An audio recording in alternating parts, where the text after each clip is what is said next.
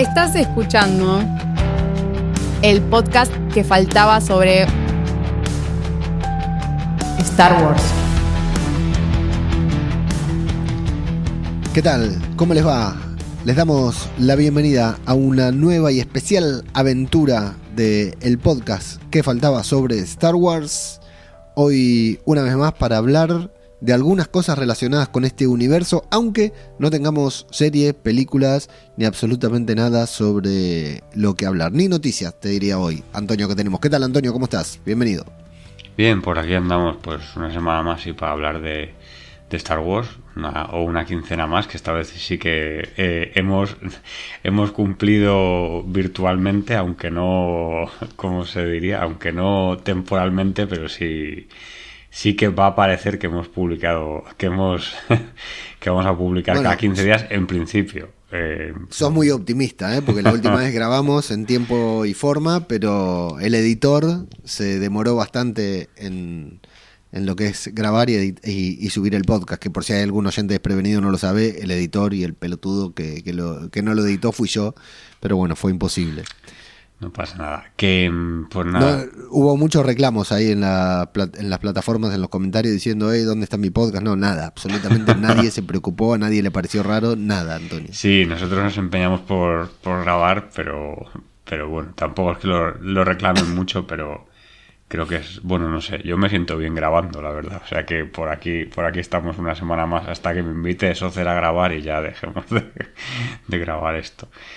Nada, no sé, ¿de qué vamos a hablar hoy? Que ya casi no me acuerdo. Bueno, vamos a hablar de algo especial, pero no quería dejar de tocar el tema anterior, que el de la edición del podcast, para comentar que grabamos, tardé como 10 días en editarlo, ¿no? Hasta que lo pude encontrar un hueco, que los huecos no son tanto de espacio, sino son huecos mentales, ¿no? Encontrar un espacio en el que digas, ahora voy a editar el podcast, y cuando me puse a editarlo, llevaba 30, 40 minutos de podcast editado, cuando me di cuenta que estaba editando un podcast que ya habíamos publicado.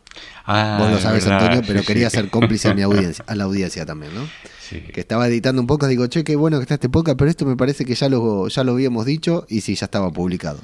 Así que genial. Sí, a mí me hizo gracia. A mí también, muchísimo, no sabes el insulto y el golpe en la mesa que pegué, vinieron los nenes llorando de la otra habitación a ver qué había pasado. Vamos a hablar, como lo habíamos prometido, sobre naves. Vamos a despegar el año pasado, estoy mal, muy mal hoy. Empezaría todo de vuelta si no fuera que ya llevamos 2-3 minutos y es una pérdida de tiempo. La semana pasada, en el episodio pasado, hablamos sobre pilotos y hoy nos vamos una capa más por afuera, vamos a hablar de las naves.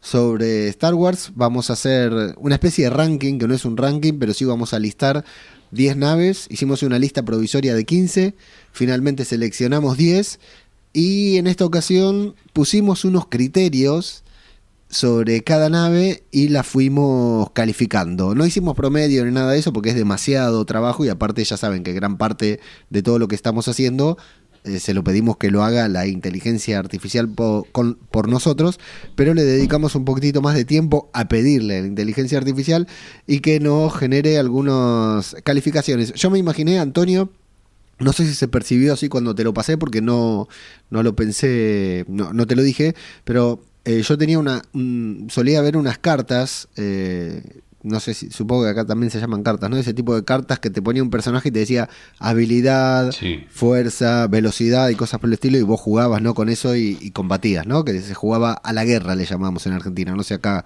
cómo se conoce ese tipo de juego. Sí, no sé, pero bueno, si tú decías una cosa y si tenías más puntuación que el otro, como que le ganabas la carta y supongo que te refieres a eso, sí. No sé, la verdad, correcto. Yo tenía un ar de aviones que al final, de aviones, de motos, de ciclistas también. Qué bueno. Tuve una baraja que fue muy mítica en su día y no sé, cosas así, supongo que había de todos los deportes, pero bueno. Y sí que jugábamos a eso también. Sí, yo tenía las primeras que tuve o las primeras que recuerdo son de automovilismo. Que en mi puta vida vi automovilismo. Mi viejo sí era muy fanático, pero tenía unas de automovilismo que del TC2000, que es una una categoría que hay creo que en Argentina solamente, no creo, no existe, no sé si existe en otro lado, que sería turismo carretera. Creo que el juego se llama Toma y Daca, ese tipo de juego, no estoy seguro, pero creo que se llama algo así. Luego tuve, de superhéroes siempre, ¿no? De Marvel, de DC, así. Tuve unas que me compré ya de adulto que se llamaban las cartas del rock, que eran rockeros y con diferentes habilidades que estaban buenísimas. No sé dónde las tendré. Ah, sí, ya sé, se las dejé a mi hijo mayor en Argentina, no las traje. Y sí me traje unas de The Walking Dead, que me dieron en una de las convenciones estas a las que iba en Argentina. No sé si vos te acordás cuando tenía el podcast de Walking Dead, iba a unas convenciones de Walking Dead y de una tienda, una tienda muy famosa de videojuegos, me dieron unas cartas de The Walking Dead y esas están buenísimas y las tengo en mi cajón. Una de las pocas cosas materiales que me traje de Argentina así de friki.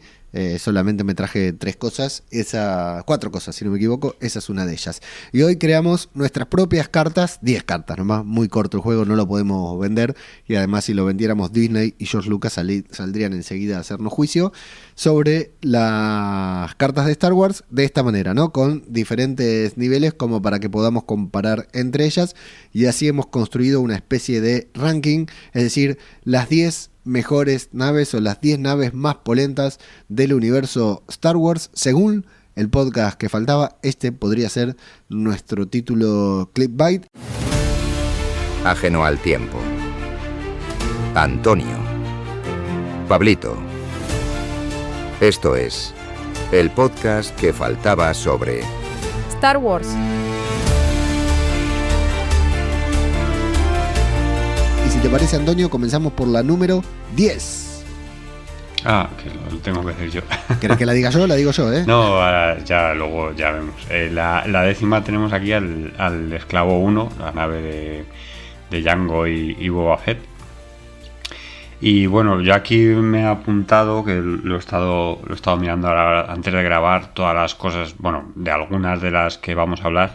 La clase de nave que hay, que es, esta es por ejemplo, es una clase de nave Fire Sprite 31, pero que fue modificada en su día por Jango Fett durante las guerras clon, y que la equipó, fue el que le dio la equipación de nave y demás, incluyó los cañones láser, los lanzaproyectiles y las cargas sísmicas estas que vimos en su día que molaban tanto, que era esto que se hace como el silencio cuando estás viendo el capítulo, en este caso del Mandaloriano, y luego explotan y la verdad que queda muy chulo.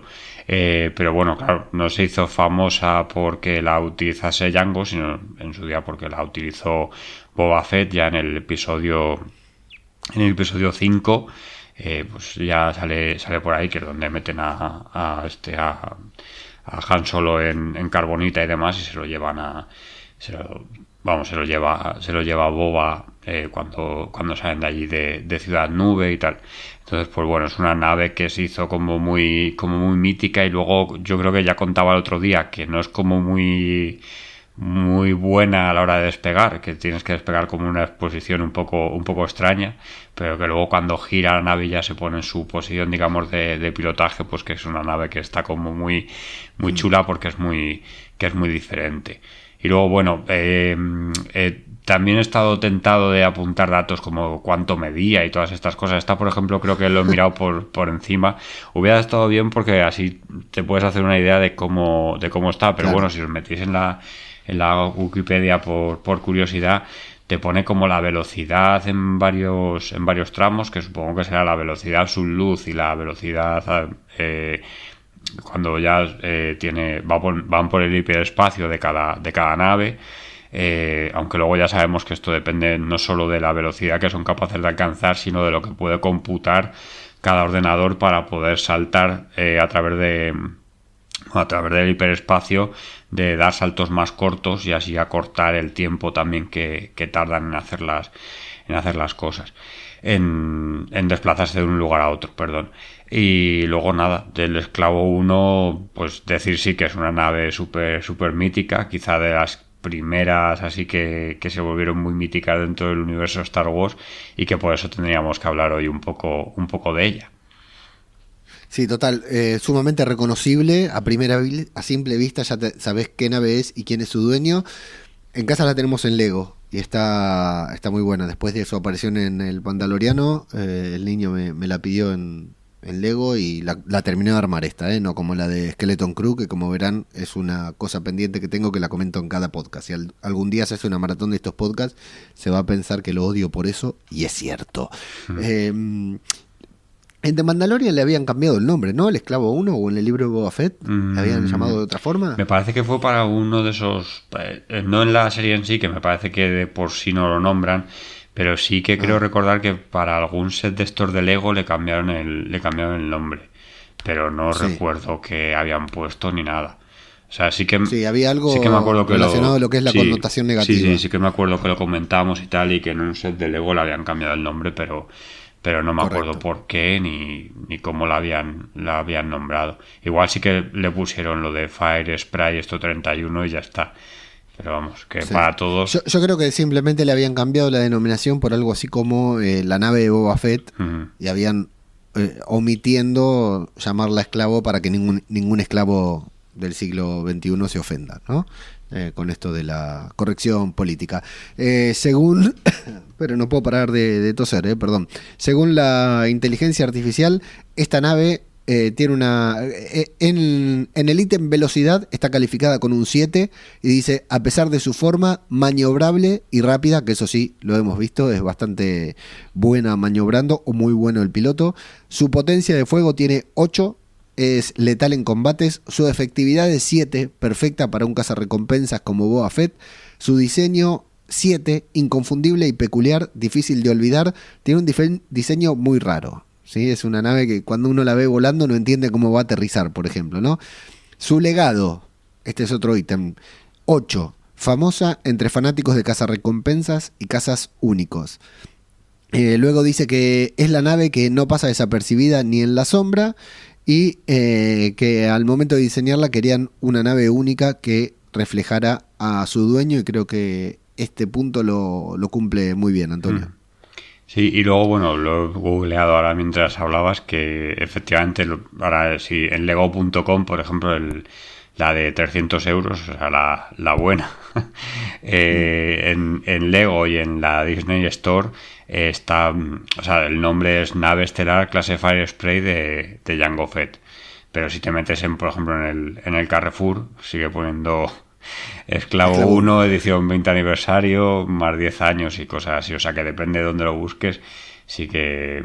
O en otros sitios ponen simplemente Nave Estelar de Jango Fett. O sea, que depende un poco de dónde lo busques. Brutal. Bueno, nos vamos con la número 9, Antonio. La 9 es la Tantive 4, que mira, ya voy yo con el dato curioso directamente, que bueno, que fue la primera nave que se vio en la saga de Star Wars, porque es la que rompe el espacio de las estrellas cuando acaban las letras. Es la primera nave que aparece huyendo de la nave de Darth Vader antes de abordarla, también se dice aquí cuando entran en la Tantive 4. Y en este caso es una corbeta CR-90 que bueno, estuvo al servicio de la Casa Organa. Pues me parece que la primera vez que lo vimos, según he visto ahora, cronológicamente, sería en uno de los capítulos de Rebels. Claro. Que bueno, pues por ahí aparece. Cronológicamente, pero no en... Sí, no en la primera vez que lo vimos en la saga, lo acabo de decir, en el episodio 4. Pero cronológicamente es ahí. Me extraña que no salga alguna, si no es esta en concreto, o sea, si no es la Tantive, que no salga alguna en algún capítulo de Clone Wars, pero bueno, según he visto en la Wikipedia parece ser que no. Y bueno, como decía, pues fue un actor central en los acontecimientos del comienzo de la Guerra Civil Galáctica. Y luego, bueno, pues fue muy importante porque participó en la batalla de Yavin, estuvo ahí con Leia Organa y demás, y décadas más tarde pues volvería a participar en este caso no en la rebelión, sino en la resistencia contra la Primera Orden, y estuvo también en la batalla de Segol, hasta que de esto ni me acordaba, porque lo he leído, ponía que fue destruida por un ataque relámpago de la fuerza de Darth Sidious, que yo de esto no sé si te acuerdas, pero creo que en el episodio 9 sí que hay como una historia de que el emperador tiene un rayo de estos enormes y destruye la flota de la Resistencia. Pero vamos, que de esto ni me acordaba de que pasaba. Pero bueno, por lo visto en la Atlantis 4 pues la vemos en el episodio 4 y se destruye al final del episodio 9. O sea que ya si hay algo después, pues a no ser que digan que la han reconstruido, no debería, ya no será la 4, no debería aparecer esta nave como tal. Ahora, no sé si estás en condiciones de confirmármelo. ¿Esta es la misma que vemos en Rogue One? Sí, es la misma porque se supone que justo, o sea, dices al final de Rogue One, claro. Al final de Rogue... Ah, no, claro. No, me estaba confundiendo con otra nave que no te sabría decir cuál es. Bueno, no, esta es la de Rogue One, en la que vale. Claro, sí, al final de Rogue One sí, porque se supone que claro, lo que pasa al final de Rogue One es inmediatamente anterior al principio del episodio 4. Sí, es justo. De hecho, hay un montaje, supongo que lo habrás visto ahí en YouTube, que te muestra el final de Rogue One con el inicio del episodio 4 y es espectacular. Bueno, en los ítems que habíamos mencionado, en velocidad está calificada con un 7, es rápida para ser una nave de carga. En su potencia de fuego tiene un 5, ligera en armamento, pero está más enfocada en transporte. En su efectividad tiene 7, es vital para misiones de la rebelión. En su diseño también tiene 7 porque tiene un diseño que inspira respeto y nostalgia, dice. Y en su legado tiene un 8 porque es la imagen que inicia el universo Star Wars. Así que estoy muy de acuerdo con esto. Como dato curioso, está inspirada en cargueros clásicos y fue la primera nave vista en la saga, que esto ya lo dijiste vos, así que me estoy repitiendo. Te paso al episodio número 8. Al episodio número 8, a la nave número 8. La que hemos puesto la 8 es el crucero Mon Calamari, que bueno, pues esto... los cruceros Mon Calamari son estos alargados blancos que por ejemplo se vieron muy bien en Rogue One, sobre todo, pero bueno, luego si os fijáis pues sale evidentemente en la batalla de Yavin y demás, y luego en el episodio 6 también, creo que supongo que saldrá alguno, porque son como naves típicas de la rebelión. Bueno, ahora hablaremos un poco más, pero sí decir que el Imperio tiene como mucha uniformidad, pero la rebelión pues tiene como naves diferentes y estas precisamente, según he estado leyendo, pues son las primeras que se sumaron a la flota de la Alianza Rebelde. Fueron las primeras naves capitales que en sumarse a la flota de la Alianza, o sea, naves de gran tamaño, y eso le dio poder a la Alianza de poder competir directamente con los grandes destructores imperiales que tenía la Armada Imperial. Hasta entonces siempre habían tenido solo naves pequeñas o de pequeño tamaño y no podían entablar una batalla como por ejemplo la que vimos en el episodio 4, la batalla de Yavin sería algo impensable, o la de Rogue One. Fue gracias a que los Mon Calamari se sumaron a la rebelión. Esto, por ejemplo, bueno, si en los cómics estos de Vader que nos leímos... No, en los de Vader no. Son unos que o en los de bueno, no sé, hay unos cómics que se ve muy bien porque están buscando por ahí Jedis perdidos al principio del Imperio, y se encuentran, o sea, y van a Mon Cala, al planeta de los Mon Calamari, a por uno de ellos, que tiene ahí como, bueno, era un Jedi así un poco raro, que lo tienen escondido y demás, y se ve pues como allí fabrican las naves y demás. Y luego ya he leído que estas naves, las que salen en la trilogía clásica, que inicialmente se diseñaron como transportes también de personas, y que ellos los fueron adaptando, porque claro, ellos desde el principio están en contra de la ocupación imperial y pues tienen que ir desarrollando su flota para poder hacer frente a los ataques del Imperio, y luego ya pues cuando se unen a la rebelión pues los modifican lo más rápido que pueden para pasar de una nave de transporte a una nave de guerra. Bueno. Yo tengo como dato ahí que Cada una de estas naves es única, que el piloto está muy involucrado en su diseño. No sé si será en esta reforma que decís después o qué, pero en teoría, en principio, cada una de estas naves debería ser diferente. Y está calificada en velocidad con un 6, dice que no es rápida, pero es resistente. Con un 7 en potencia de fuego, tiene un buen equilibrio para una defensa rebelde. Con un 8 en efectividad, es clave en la defensa y el soporte. Con un 8 en diseño, porque es única y artesanal, cada una con su toque personal, vuelve a hacer hincapié. Con un 8 en cuanto a legado, es el símbolo de la creatividad rebelde, nos dice. Y bueno, eso, que se trata de una nave prácticamente artesanal, según lo que dicen. Tenemos otra nave en el número 7. En el 7 tenemos al destructor estelar Venator.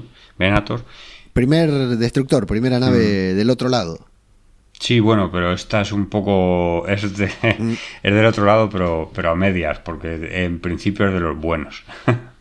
Ahora veremos por qué... Bueno, este es un crucero de ataque de la República. Bueno, que como es de la República, pues también fue utilizado por los Jedi, entonces también se conoce como crucero Jedi. Era la nave capital que tiene como forma de dagas y como de punta, que fue utilizada por la República Galáctica durante las guerras clon, y bueno, fue súper importante para la armada de la República, porque era una la nave de combate que ellos solían utilizar como más frecuentemente, siempre. Repito, como nave capital, porque luego tenían de los cazas y demás.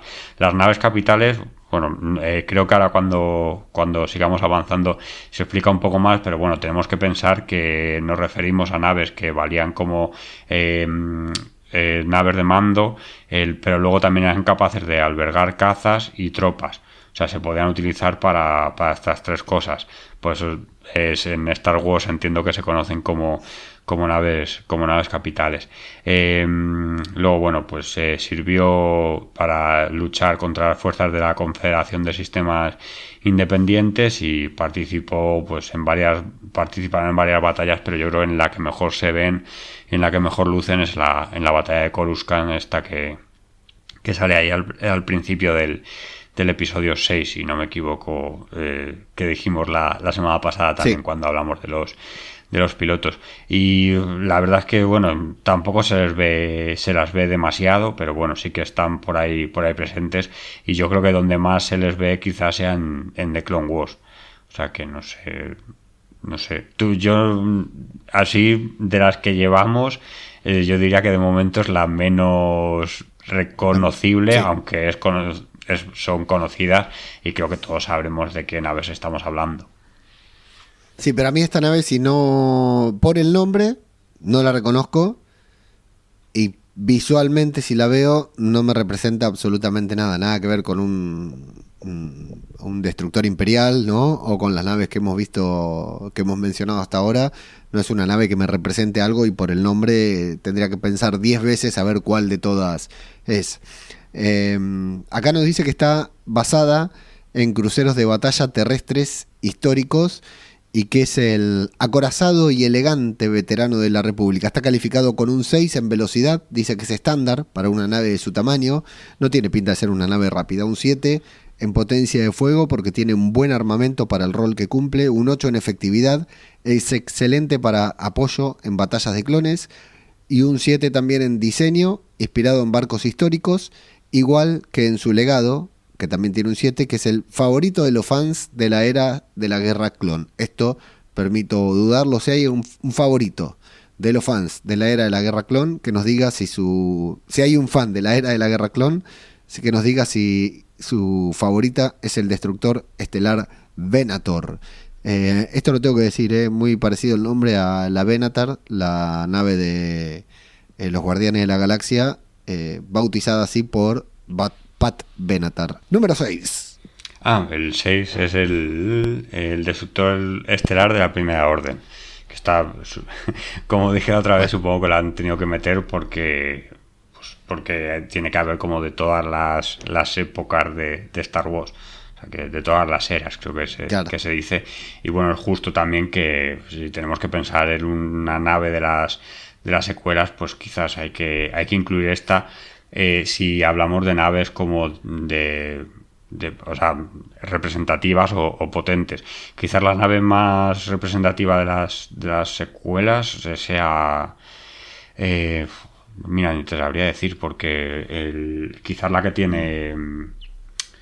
La de Kylo. La de Kylo, sí. Esta que se posaba así de una manera también rara y demás. Y que se movía en las alas, si no me equivoco, para aterrizar, pero bueno. Sí, correcto. Quizás es la más... Porque, por ejemplo, no sé, Poe Dameron no tenía tampoco nada como muy especial, ¿no? Era una nave así un poco normal. Sí, era un ala X. Sí, modificado, pero sí, debía ser una especie de ala X, sí. Seguramente no, pero bueno, se parecía. En este caso, bueno... Sí, no, una actualización sí, pero era muy parecido. Visualmente yo veo una ala X. Sí. En este caso, estos destructores imperiales, los de la primera orden, son de clase resurgente, que bueno, pues evidentemente están inspirados en los diseños de sus antecesores de la armada del Imperio. Y bueno, aquí según he visto en la Wikipedia, pues está construido por una ingeniería que se llama Quat Entraya, pero que no es tan conocida como otras ingenierías de armadas de naves para Star Wars. Al parecer las empezaron a construir porque querían conquistar parte de las regiones desconocidas, después de una cosa que se llama el Concordato Galáctico. Estoy tan perdido en la época de las secuelas que no me suena nada de esto, pero bueno, entiendo que de esto sí que me acuerdo, de esto que voy a contar ahora, durante las secuelas las nombran como que son unas naves nuevas, o sea que antes no existían. Entonces tenemos que entender que las han ido creando, que cuando empezaron, o sea, en el tiempo que se desarrollan las secuelas son naves relativamente nuevas y que se estaban haciendo para conquistar las regiones desconocidas. Lo que pasa es que entendemos que como por detrás estaba todo el plan este de Palpatine, que habría parte de los mandatarios de la Primera Orden que no conocían, pues al final esto no fue a ningún lado y sirvieron para otra cosa. Porque luego sí que no nos olvidemos que allí en las regiones desconocidas, en el planeta este de Segol, el emperador tenía su propia flota, que es la que usará al final del episodio 9. Y su tribuna y también su hinchada de barra brava, que lo alentaban. Palpatine, le gritaban. Sí, todo muy bonito eso.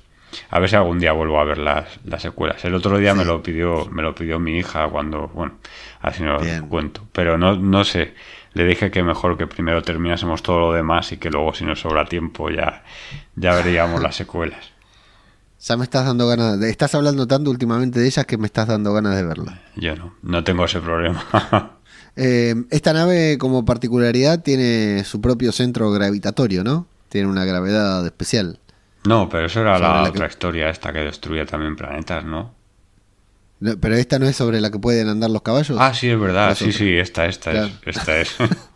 No, tiene su propio centro ahí magnético. Pero los caballos no andaban por ahí porque tenían una cosa especial o algo así.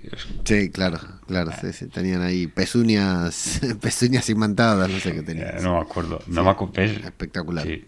Hay que volver a ver las secuelas. Hay que consultar en la Wikipedia. Sí. Bueno, rápidamente, esta tiene 6 en velocidad, similar a su predecesor, pesado y lento, 9 en potencia de fuego, muy armado, con tecnologías modernas, 8 en efectividad, es el símbolo del nuevo imperio, poderoso en batalla, 7 en diseño, modernizado para el público actual, y 7 en legado, popularidad creciente, pero menos icónico que el original, el destructor estelar de la Primera Orden. Y llegamos al top 5 de las 5 naves más antológicas del universo Star Wars, Antonio.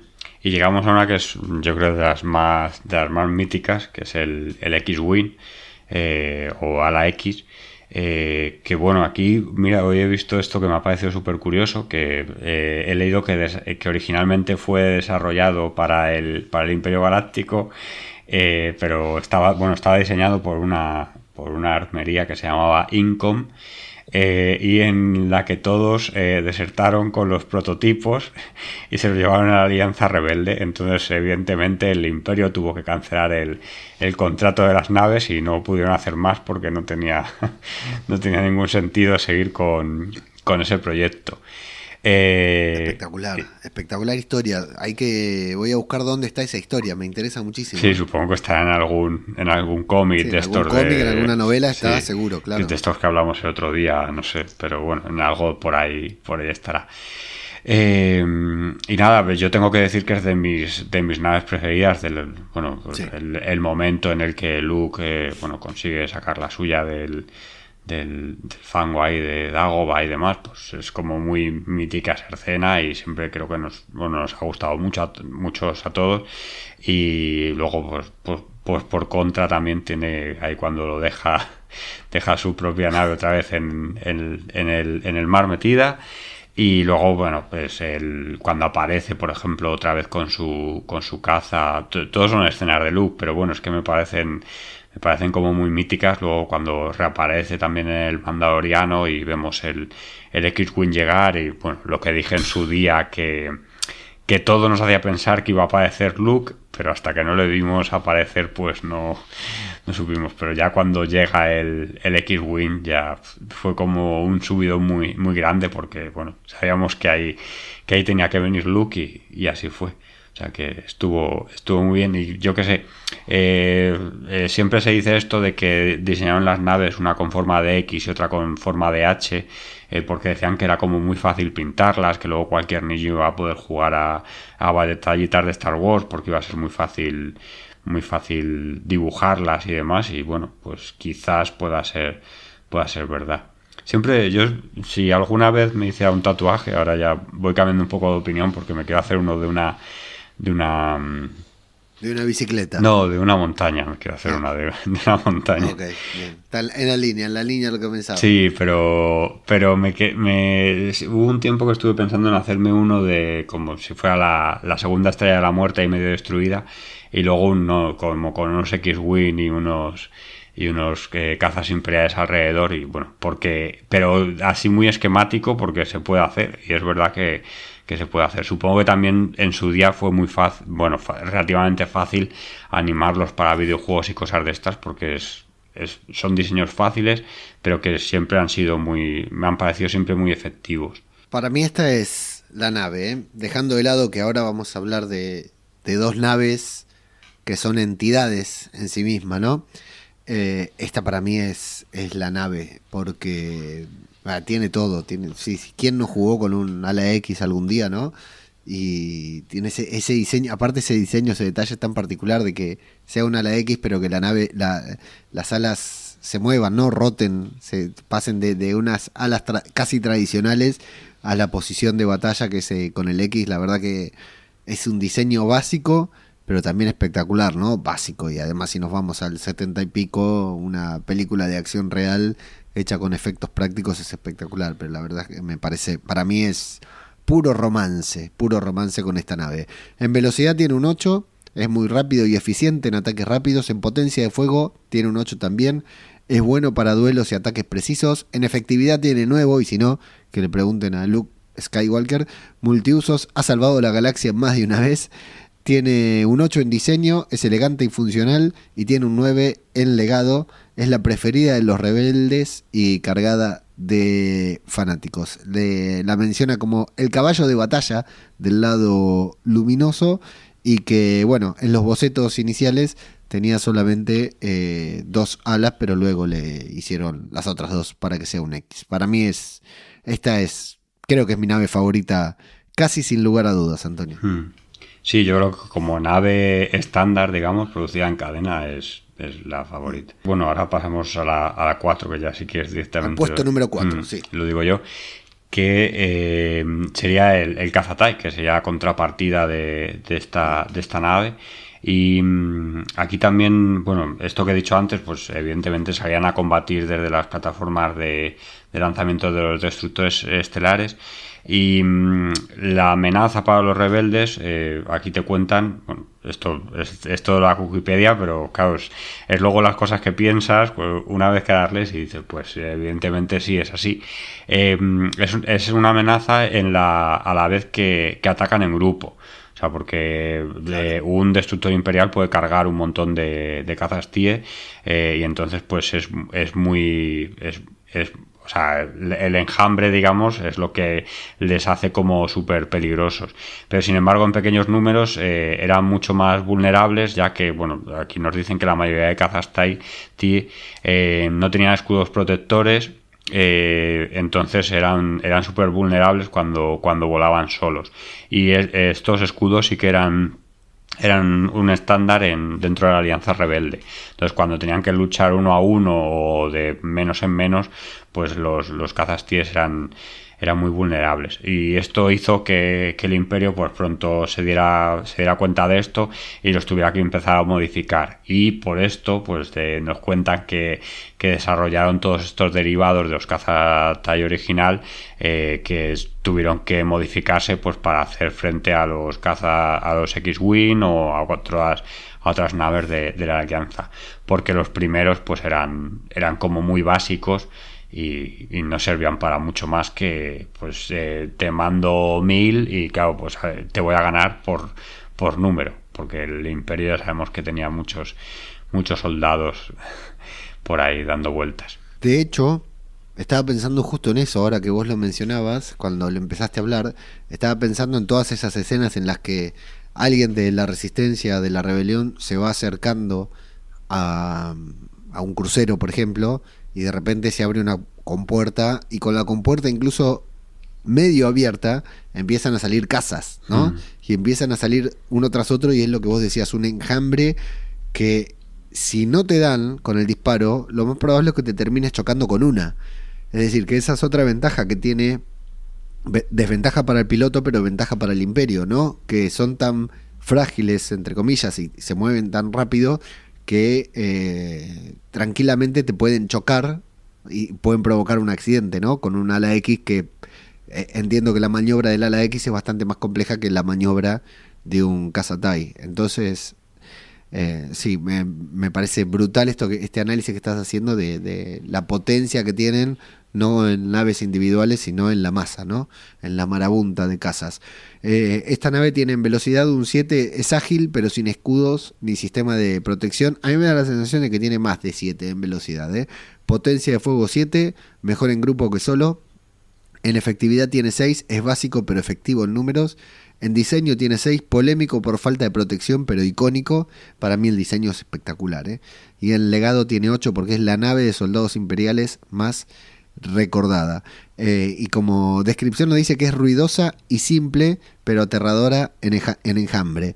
El ruido, ¿no? Creo que el sonido de Star Wars, junto con la respiración de Vader y el encendido de un sable de luz, creo que este sonido es el sonido, uno de los 3 sonidos característicos de Star Wars. No se me ocurre otro ahora. Bueno, sí, las naves disparando, ¿no? También, sí. Pero el sonido del caza es espectacular. Sí, eso lo dijimos, por ejemplo, cuando en los capítulos de Andor de la primera temporada, cuando estaban en la misión esa de que tenían que robar en el campo. Sí, en el campo y pasaban por encima y quedaba súper chulo, aún estando viendo el capítulo en casa. Y era más que nada, o sea, te daba sensación de poder del Imperio por el ruido que hacía el cazatí. O sea que sí. Bueno, llegamos al top 3 de mejores naves de Star Wars, o más icónicas, o más polémicas, o lo que quieras. 3 naves que seguramente están grabadas en nuestra memoria, en el imaginario popular también. Vamos a ver si todos coincidimos. Creo que con el primer puesto vamos a coincidir todos. Vamos a ver si el orden del top 2 y top 3 va a estar en sintonía con lo que piensen las personas que nos están escuchando. Puesto número 3, Antonio. Aquí luego lo he pensado cuando lo teníamos escrito. El puesto número 3 es la Estrella de la Muerte. Pero claro, Estrellas de la Muerte, como siempre hacemos la gracia, hay 2. Entonces, bueno, pues tendría que ser serían las estrellas de la muerte, pero bueno, claro, hemos incluido los Khazad-dûsti en general, pues aquí pues igual, la estrella de la muerte. Bueno, aquí hablar un poco así por encima de todos sabemos que la Estrella de la Muerte es una nave que tiene capacidad de destruir planetas y todo esto que nos enseñan al principio del episodio 4 y que es súper peligrosa y bueno, pues que murieron muchos en las destrucciones de las dos Estrellas de la Muerte, muchas personas, y que los imperiales también están un poco dolidos por eso, como nos están enseñando, por ejemplo, en el Mandaloriano, que cuando pueden pues hacen referencia a eso. Hablar un poco... Está muy bien eso, porque es cultura popular, ¿no? Eso es lo que se habla entre fans, sí, ¿no? Sí. Esto de los que limpiaban el baño, la Estrella de la Muerte y hasta Finn, mirá, en las secuelas hace referencia a eso también. Sí, pues bueno, aquí hablar un poco quizás de las diferencias entre la primera y la segunda, que bueno, en realidad son muy similares, solo que la segunda pues no se llegó a terminar del todo, pero sí que mejoró el diseño respecto a su predecesora, que incorporó, pone aquí, que millones de tubos de dispersión de calor de tamaño milimétrico en lugar del puerto de escape térmico de 2 metros de ancho explotado por la Alianza Rebelde durante la batalla de Yavin. O sea que... ¡Qué genialidad! Sí, esto pues, evidentemente ese error Pero aparte, esto recobra sentido. Esto se resignifica después de ver Rogue One, cuando Galen Erso dice que la construyó con una debilidad. Sí, claro, sí. Ahora, o sea, esto tiene todo el sentido. Al principio, cuando vos ves la trilogía, decís, bueno, no te habías dado cuenta que le dejaste ahí un tubo para que le puedan... Y al final, cuando ves Rogue One, decís, loco, el tipo hizo un trabajo muy fino, ¿no? Sí, al final, pues ahora con Rogue One todo tiene sentido, pero sí, recordemos que hasta entonces, pues no lo tenía y se hicieron justificaciones y demás, pero bueno, no... que como tal no tenía sentido, y después de Rogue One pues ya hemos visto que lo tenía, y además como muy bien explicado. Y esta segunda Estrella de la Muerte, pues como sabemos también fue construida secretamente en la órbita de Endor. Y era más... En un podcast construyeron una nave. Sí, qué capacidad tiene el Runas. Sí, el Runas. Era más grande que su predecesora, que tiene 160 kilómetros de ancho más. Y esto me ha hecho mucha gracia porque pone que se construyó utilizando métodos más eficientes. No sé qué métodos, ya utilizaban energía limpia de esta o algo, pero no utilizaron energía fósil en la construcción. Ojo, y en la primera utilizaron presos, ¿eh? Sí, no, mira, eso no... En la primera Estrella de la Muerte, claro, en Andor. Ah, bueno, sí, claro, es verdad. Pues más, lo siento, pero más eficiente que los presos, no sé que esa gente no sé si había, porque, madre mía. Sí. Andy Serkis construyó las dos. Andy Serkis es el único que construyó la primera y la segunda. Sí, porque como no sabía nadar, pues le tuvieron que rescatar. Qué espectáculo de escena y de capítulo. Sí, y luego, aparte de todo esto, pues sabemos que durante, en Endor y demás, pues fueron allí a desactivar el escudo deflector que la protegía mientras la estaban construyendo, o que era lo que hacía que fuera todavía más difícil destruirla, ya que la primera vez había sido relativamente sencillo acabar con la Estrella de la Muerte, pues que para esta segunda vez pusieron como mucho más cuidado en hacerla. Y luego sí, pues hablando como icono cultural, pues creo que ya hemos hablado de los Khazad-dûti, de los X-Wing, de Atlantis, del Esclavo 1 y demás, incluso de las naves Mon Calamari, pero aquí ya estamos hablando de otro nivel por encima. O sea, creo que es de lo primero que hablamos, que todo el mundo sabe, como decía el otro día, que es una nave de Star Wars. O sea, que sabe de qué universo es cuando aparece por ahí la Estrella de la Muerte. Sí. Puede no saber que hubo dos, no saber que tenía este punto débil creado por Galen Erso, pero todo el mundo sabe que es la Estrella de la Muerte y quién era su comandante, o por lo menos que Darth Vader tiene que ver con ella.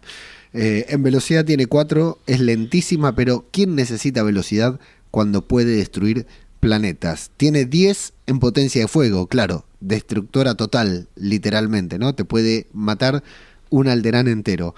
Efectividad tiene 7, es temida, pero con un defecto fatal. Hablamos de la 1 en este caso. En diseño tiene 7, su forma es simple pero reconocible al instante, su legado es 10, es el símbolo del poder total y miedo en la cultura pop, y nos dice que es la bomba nuclear espacial que casi arruina todo. Y acá nos dice, fue creada con pintura mate para escenas espaciales. Bueno, ni idea, este dato random que tiró ahí, no tengo idea a qué se refiere. El otro día vi un trozo original de las maquetas, estuve en una exposición que así da tiempo contar un poquito, pero las venden a coleccionistas, supongo que ya casi no quedarán, pero vi un trozo original de una de las maquetas y fotos y demás, y claro, pues es una maqueta, supongo que la mayoría de los que nos estéis escuchando habéis visto alguna vez cómo se grabaron los planos, y que era una maqueta inmensa por la que tenían que hacer pasar las cámaras por encima para dar sensación de que estaban volando, porque claro, no había tanto efecto digital y eran todo efectos prácticos, y las que se conservaron después de los rodajes y demás, pues por lo visto las partieron en trozos y las han vendido, y vi un trocito de de una de las maquetas originales, pero vamos, que era, no sé, más pequeña que una moneda de €1. Era un cuadradito, pues de ese tamaño. Qué locura. Ahora que decís esto, ¿no? Volver a recomendar el documental de Light and Magic en Disney Plus, que es espectacular. Cada capítulo es una obra maestra y un homenaje total a la gente que creó este universo. Y hay un capítulo en el que cuentan cómo fueron pintando las ventanitas de uno de estos cruceros a mano, ¿no? De manera completamente artesanal, pintando las naves. Los pintores, ¿no? Los del escalafón más bajo, que igual ahí trabajaban todos, y vino uno de los supervisores y después que llevaban no sé cuántas pintadas vino y les dijo, no, esto no va, esa forma está mal, hay que pintarlas de otra manera, con una justificación que no viene al caso en este momento, pero es tremendo el trabajo que han hecho para esas películas y está súper bien reflejado ahí en Light and Magic, que habla del estudio, no solo del universo Star Wars, que es principal protagonista, pero también habla de Willow, de los cazafantasmas y de muchas otras películas para los cuales Light and Magic tuvo que construir los efectos. Ya habíamos hablado, ¿no? Ya te había dicho las calificaciones, ¿no? Sí, ya las hemos leído. Bien.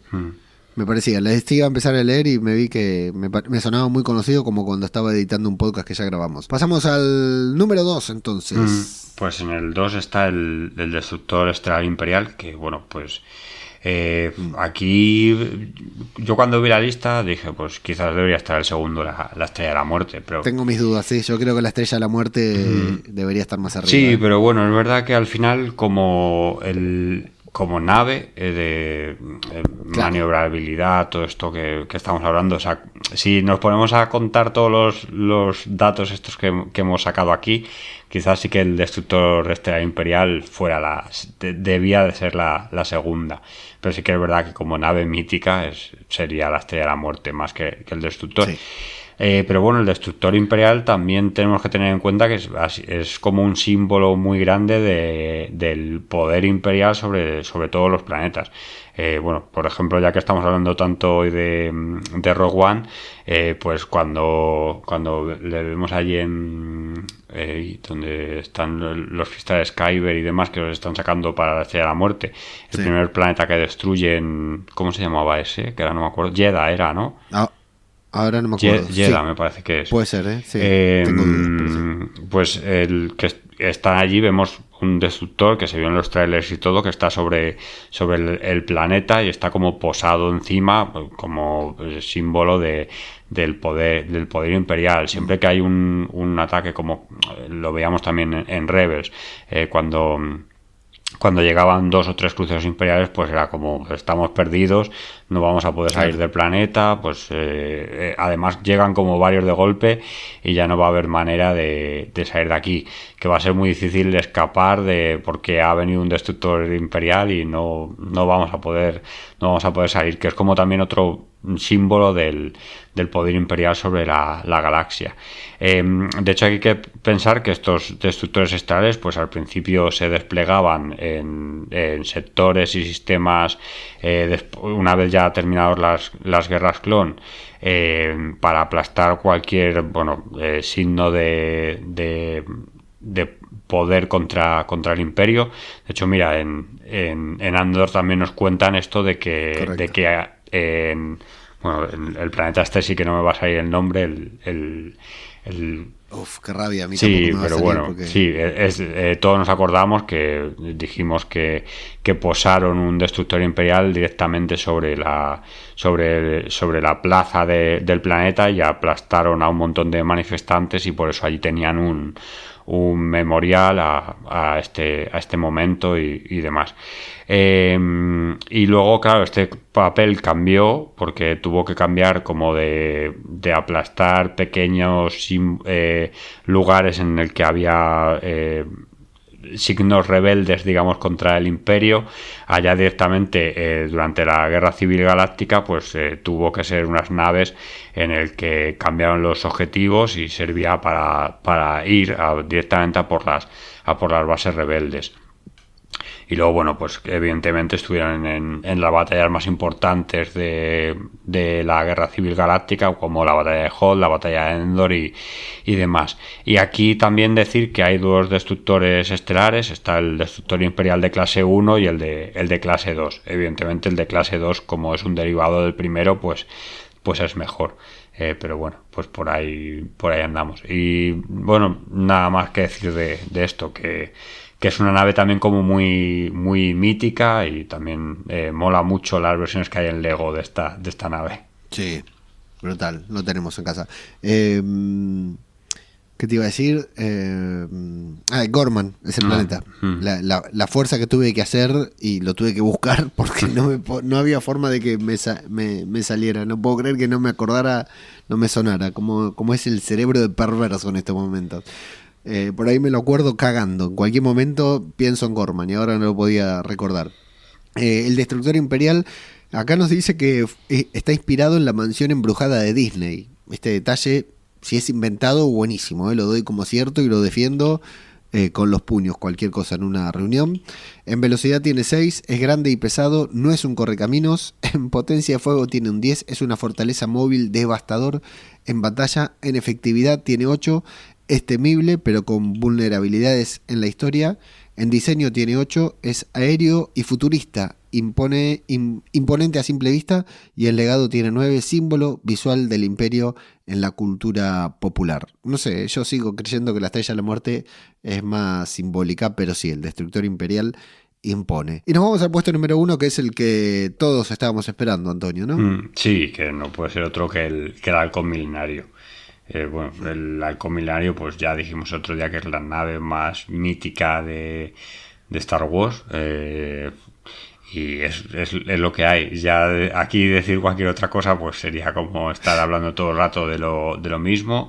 Es una nave súper icónica que ha tenido, bueno, pues un montón. O sea, es otra vez saber que es un carguero ligero, que es un carguero ligero, en este caso IT-1300, porque y que se hizo en Corellia, que es la corporación, esto era lo que decía antes, que es la corporación de ingeniería coreliana. Quizás sí que sea como la que más nos suene a la gente que estamos metidos en este universo de Star Wars, como que es la más famosa, porque bueno, Han Solo también era ya de allí, de Corellia. Esto se vio un poco también en su película, en la de Solo, cómo estaban allí, cómo tenían los astilleros donde hacían las naves y demás, que bueno, creo que estuvo bastante chulo ver por lo menos un poco al principio de la película cómo era eso de Corellia. Quizás hubiera estado bien ver un poquito más, pero bueno, algo pudimos ver. Y entonces nada, la nave dentro de estos cargueros corellianos, pues ya sabemos que el más famoso es el halcón milenario y que ha sido modificado pues para poder servir de nave de contrabandistas. Ya sabemos cómo lo ganó Han Solo, que lo ganó jugando una partida de Sabacc a Lando. Y luego, bueno, Lando aún así lo ha pilotado varias veces. Lo pilotó en el episodio 9, pero también lo pilota en la batalla de Endor, cuando escapan allí en esa escena súper mítica, que bueno, hay pósters y demás de ya cuando se destruye la segunda estrella de la muerte y escapa el halcón milenario. El que va pilotando es Lando, no es Han Solo. Sí. Y yo por mi parte nada más. El hueco este que tiene delante como en forma de U, creo que ya lo he comentado alguna vez, que ahí en teoría es donde va la carga, porque es un carguero, o sea, ahí iría como una especie de contenedor de estos de camión o de contenedor de nave de los que tenemos ahora en nosotros, de barco, digamos. Y pues ahí iría y sería con lo que podrían cargar, y eso es lo que modificaron para también que la nave corriera más y tal. Y luego ya explican en su película, que esto también lo dije en el podcast anterior, porque es tan buena, y es por esto del droide este que tenía tan buena base de datos de la galaxia y demás, y por eso puede hacer los saltos hiperespaciales que hace, a pesar de que ya cuando la vemos en el episodio 4 pues es una nave que falla bastante. Pero vamos, claro, creo que es la nave más icónica de todas. He visto también un dato curioso en la Wikipedia, que no sé dónde se lo han sacado, pero que ponía que se supone que durante la Guerra Civil Galáctica 22, no sé por qué sale ese dato, 22 de cada 300 imperiales conocían el halcón milenario. No sé. Espectacular dato. Sí, pero no sé por qué es eso y no dicen en plan uno de cada 100. Supongo que estará en algún cómic o en algún libro y lo dicen así. No sé si es 22 o 2,2, pero bueno, que es un dato así como raro, pero que se supone que era como muy conocida dentro de los imperiales. Y luego, bueno, Finn es el que dice en el episodio 7 lo de cómo odian... No, en el 8 es lo de cómo odian esa nave, que creo que es de las frases más... Para mí, de las mejores frases que hay en las secuelas. Sí, y esta vez sí que no lo digo de manera irónica, que lo creo de verdad, porque es de las pocas cosas que me emocionaron viendo las secuelas. Gran momento en el episodio 7, cuando todavía uno tiene la esperanza. A mí el episodio 7 me gusta. Bueno, a mí me gustan todas. El episodio 7 tal vez más. Gran momento cuando están Finn y Rey ahí conociéndose en Jakku y tienen que empezar van corriendo hacia una nave muy rápida y se la revientan ahí mientras ellos van a la carrera y dicen, bueno, vamos a esa otra, y gira la cámara y aparece el halcón milenario, sí, que estaba todo tapado. Es un gran momento cuando aparece esa nave. Yo lo disfruté mucho en el cine. Claro, es que no merece la pena volver a esto quizás, pero es que esa parte es muy buena. O sea, la parte de... Sí. Esa parte es muy buena. Esa persecución en Jakku es puro entretenimiento. La persecución entre esto y, bueno, Jakku, ella cuando está buscando la chatarra, luego cuando llega allí paga con las monedas, toda esa parte sí que es muy buena. Luego o sea, si es que los problemas de las secuelas no son por eso, porque hasta que se llega a construir todo, yo creo que está bien. El problema viene después por lo que pasa. Algún día lo analizaremos otra vez o no, pero bueno, yo solo voy a decir, J.J. Abrams tenía razón. El halcón milenario, bueno, recordar que Lando estaba enamorado de la droide que está dentro, cuya memoria, cuyo chat GPT, cuya inteligencia artificial está metida en el halcón milenario.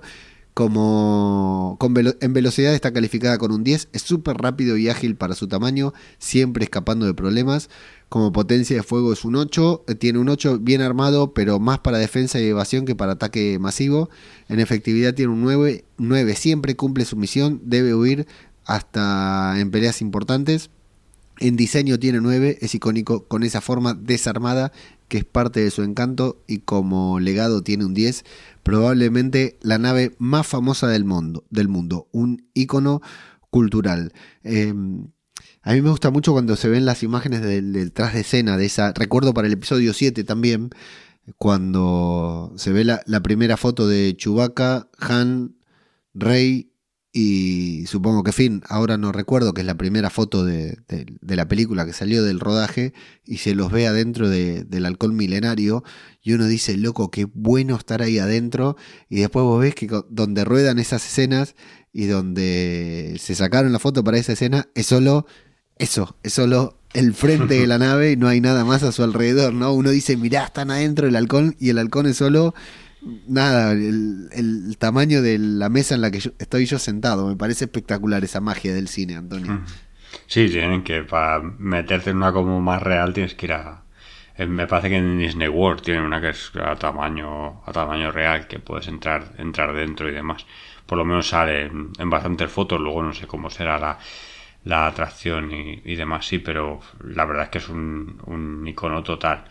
Y bueno, simplemente tener como una especie de reproducción bien hecha en casa, una maqueta buena, tiene que ser muy chulo. Luego esas cosas es lo de siempre, ¿qué haces con eso? Que no tiene mucho. Sí, pero esto... Bueno, preguntale ¿qué haces con esto? ¿Qué haces con el halcón milenario cuando te tienes que mudar? Preguntáselo a Seidon McFly, ¿no? Sí. Sí, yo es que no sé, como de estas cosas no soy muy... No, es que no tengo nada así especial en casa que digas, pues es que esto me hace como mucha ilusión tenerlo. No tengo nada así. Soy muy despegado para esas cosas, la verdad. Por suerte, sí. Porque si no sería una ruina esto. Yo puntualmente con los Lego no tengo paciencia de armarlos. Debe ser algún problema de déficit de atención que tenga o lo que fuera. Pero sí te puedo decir que me gusta que a mi hijo le guste coleccionarlos, ¿no? Y verlo armar y eso. Mira, de hecho te digo, bueno, no, primero, ausentes de esta lista, ¿se te viene alguno a la cabeza? Yo voy a poner algo que me llama la atención, que la IA ha ignorado por segundo episodio consecutivo a El Mandaloriano, ¿no? Sí, claro. Incluyó al Esclavo 1, pero no a la Razor Crest, ninguna de las dos. Sí, yo estaba pensando en el Razor Crest y también quizás en los cruceros estos de Tatooine, no, en los del... Bueno, a ver, ahora no me va a salir. ¿De Naboo? Sí, de Naboo, sí, el que tiene el Mandaloriano también, que también son como relativamente conocidos, también salen serían los ala X del episodio 1 más o menos.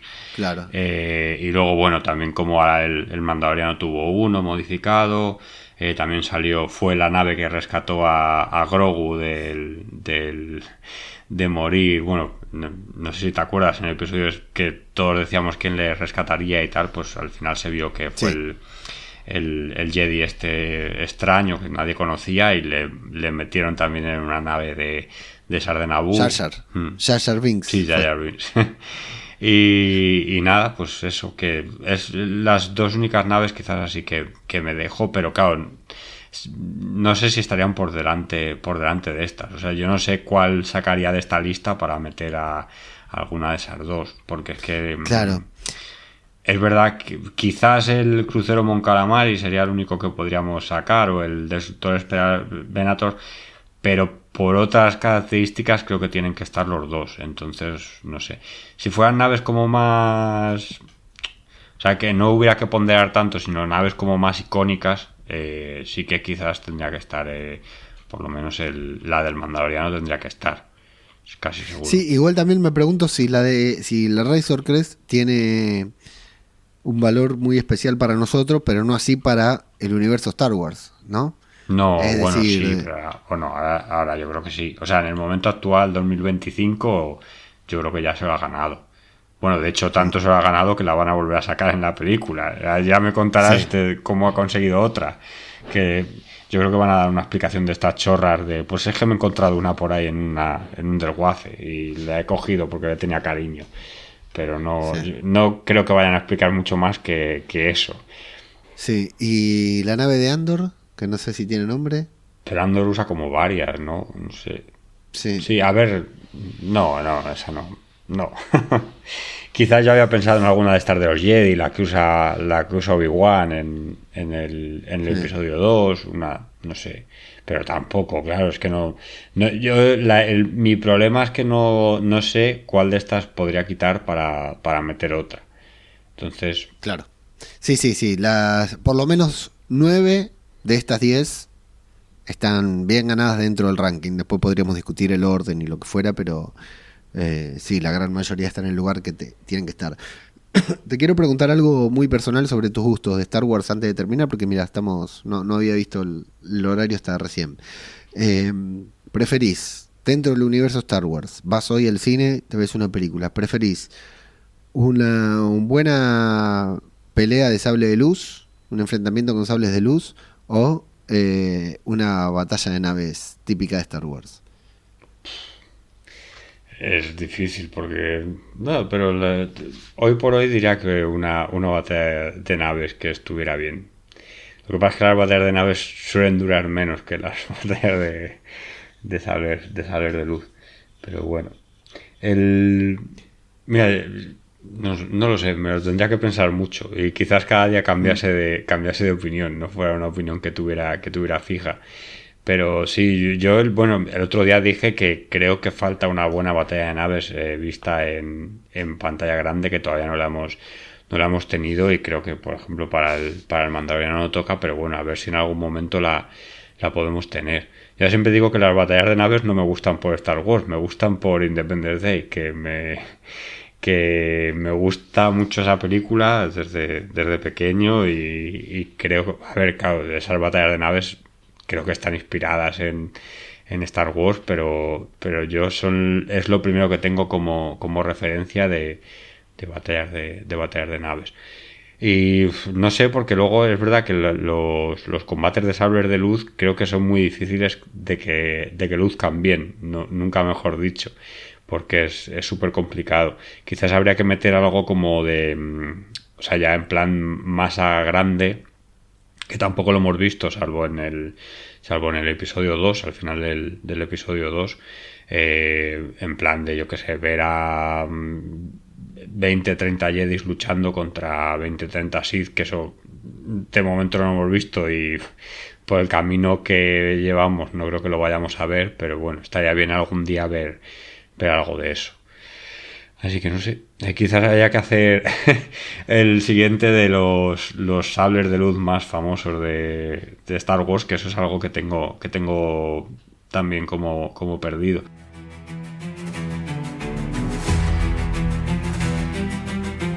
No importa si eres un Jedi, un Sith o si simplemente estabas limpiando los baños cuando reventaron la Estrella de la Muerte.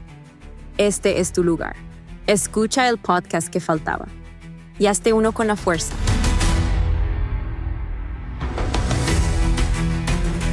Mira, fui a ver, que lo cuento muy rápido, he ido a ver últimamente, desde la última vez que grabamos, 2 exposiciones de Star Wars que han coincidido en Zaragoza. Y ya por fin fui a ver la que habían montado los de la Legión 501, y tenían como, o sea, los trajes y demás, sus trajes, los que habían expuesto, como nos contaron aquí, pero luego tenían varias vitrinas con reproducciones de sables de luz, y era muy chulo porque los habían montado según quienes luchaban. Por ejemplo, había una vitrina con los sables del Duel of the Fates, otro contra con el de Yoda y Darth Sidious del episodio 3, o sea, los habían puesto así, como otro con el de la batalla de Ciudad Nube entre Luke y Darth Vader, y estaba bastante chulo porque, claro, tú lo veías y como se notaba que estaba montada la exposición por frikis de Star Wars, que se habían preocupado dentro de una cosa que es poner una reproducción de un sable luz de Black Series, que quien quiera y pueda y gastarse el dinero en lo que cuestan estos sables, pues los puede tener en su casa, pero estaban montados de una manera original, que no sé, que a mí me pareció bastante original a la hora de musealizar, o como queramos decir esto. Igual también había varios cascos que estaban puestos allí, también reproducciones de Black Series, que no tenían mucho sentido, Por cierto, había un casco firmado por Diego Luna, que también estaba también como bastante chulo, que había estado en Huesca en un festival de cine, que yo la verdad ni me enteré en su día que había estado por aquí, pero estuvo Huesca es una ciudad que está a 80 kilómetros de Zaragoza, y la verdad es que está cerca, sí, ni me había enterado que había estado por aquí. Y luego, bueno, esta otra exposición que fui a ver, esta de la 501, y luego he ido a ver otra que se llama, que no sé ni cómo se llama, pero algo como A través de la galaxia, me lo has dicho tú antes. Más allá de la galaxia se llama. Más allá de la galaxia, que bueno, es verdad que si eres como muy friki, no has visto nada, pues no tienes oportunidad de ver exposiciones de Star Wars, pues merece la pena. Pero creo, si no me equivoco, que es parte de una colección particular. Tiene como muchos firmas y bastantes firmas de convenciones de Star Wars, de estas que contamos a veces que hay que esperar la cola para que te firmen y que hay gente que vive de eso. Pues había firmas de estas, y luego había cosas pues que se habían ido coleccionando y demás, como esto que he contado de reproducciones de partes de la Estrella de la originales de la Estrella de la Muerte. Luego tenía un montón de maquetas de estas super curradas, o sea, había muchas cosas que estaban muy chulas. Luego también había trajes, o sea, estaba como bien musealizado, digamos, que empezaba por el episodio 4 y acababa en las secuelas. Pero claro, sobre todo la parte más interesante era la del episodio 4, y sobre todo de Hot. De Hot tenía una barbaridad de cosas por allí, que también me llamó mucho la atención, porque había como reproducciones de cómo habían rodado allí, porque hicieron como unos vehículos especiales para moverse sobre la nieve y demás.